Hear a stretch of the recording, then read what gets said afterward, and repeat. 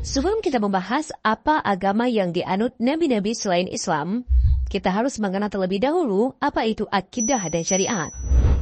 Akidah adalah keyakinan. Dalam hal ini merupakan keyakinan akan adanya satu Tuhan atau monoteis.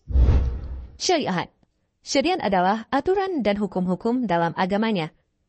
Hubungan antara akidah dan syariat disebut dengan agama.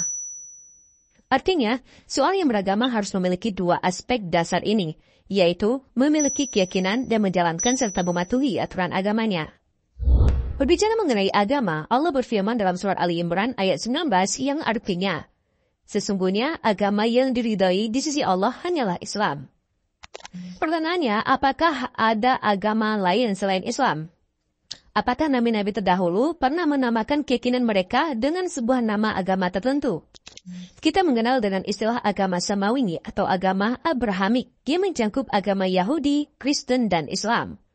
Lalu apakah benar Allah menamai sebuah konsep agama yang harus dianut oleh hambanya dengan nama Yahudi, Nasrani, dan Islam? Yahudi.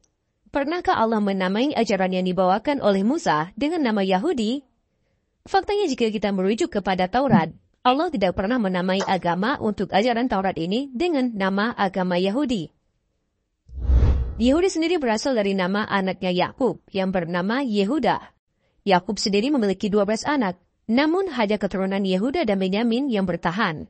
Selebihnya disebut dengan 10 suku Yahudi yang hilang dan masih menjadi misteri hingga sekarang. Keturunan Yehuda ini kemudian mengikuti keyakinan dan hukum agama yang dibawakan oleh Musa dalam Tauratnya, sehingga mereka memiliki aturan agamanya tersendiri.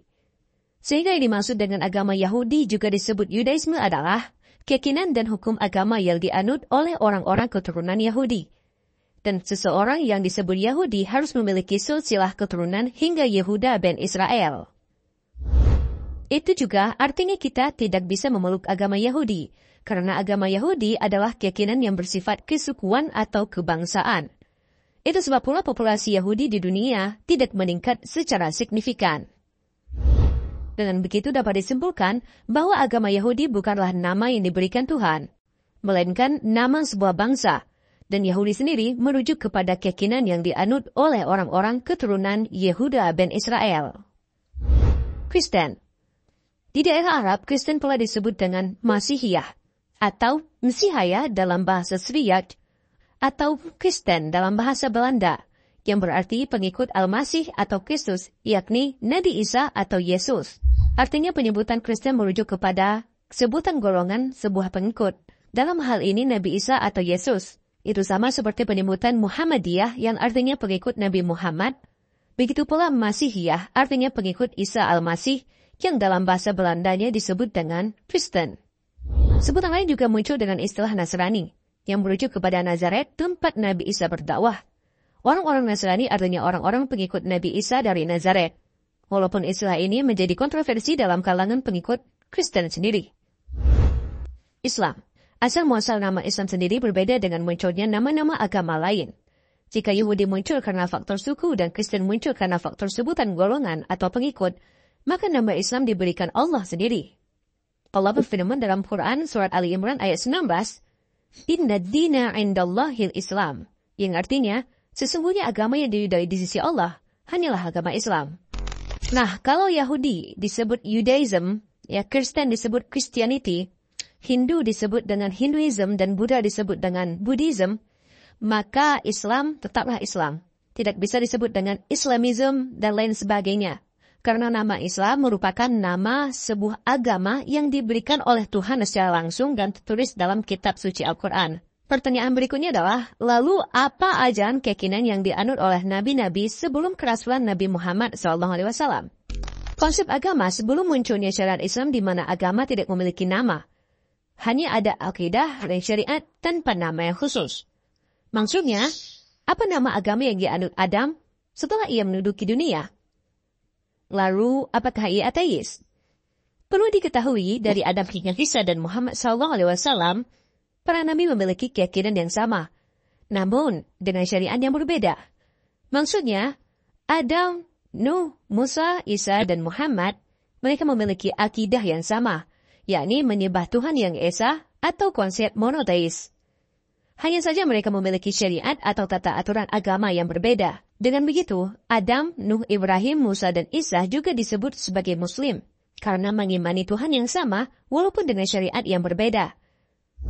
Nah teman-teman, jadi kesimpulannya, sebelum era kerasulan Nabi Muhammad SAW, konsep agama itu belum memiliki nama dan masih sebatas berupa akidah atau keyakinan dan syariat atau pengajarannya. Itu dikarenakan pada masa itu, umat manusia masih terbagi-bagi berdasarkan kaumnya dan nabinya masing-masing. Namun di era Nabi Muhammad, dakwahnya menjadi universal bagi seluruh bangsa dan kaum yang sebelumnya terkhusus pada kaum-kaumnya kini melebur menjadi satu. Berhubung Nabi Muhammad adalah nabi terakhir.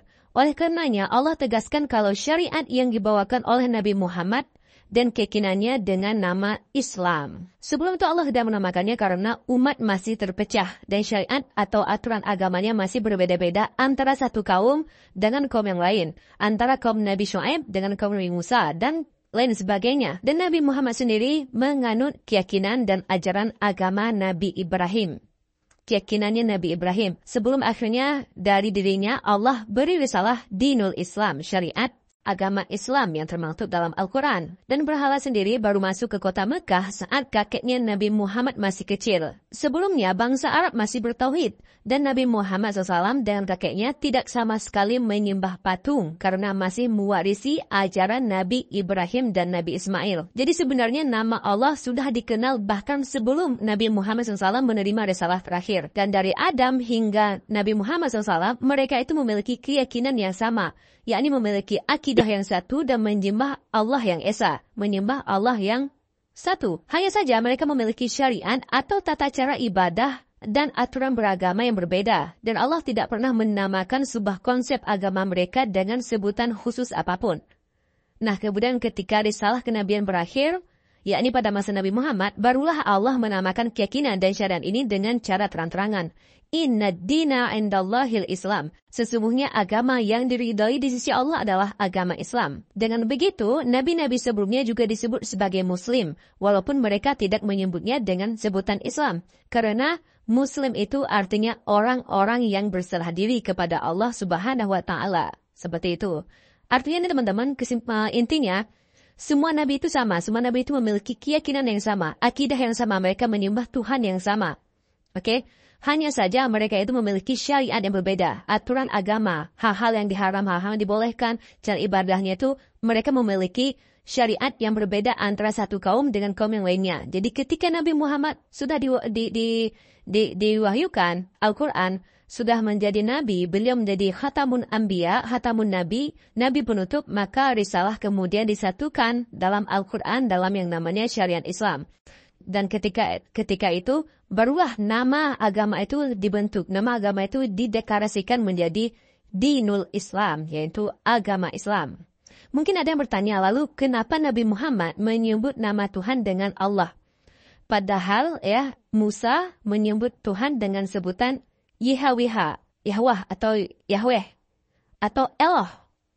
Pertanyaannya, apakah Allah dalam Al-Quran dan Eloh dalam Taurat itu Tuhan yang sama? Nah, ini akan kita bahas di video berikutnya. Jadi tetap stay tune dan jangan lupa klik tombol subscribe serta klik tombol loncengnya untuk mendapatkan updatean video yang akan datang berikutnya.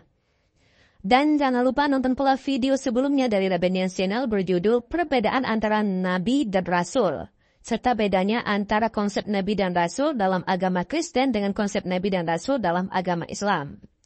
Link tertera di deskripsi video atau klik di atas ini. Terima kasih menyaksikan, sampai jumpa di episode berikutnya. Jangan lupa untuk komen, like, dan share. Terima kasih menyaksikan, sampai jumpa di episode berikutnya dan selamat menunaikan ibadah puasa. Wassalamualaikum warahmatullahi wabarakatuh. Salam damai.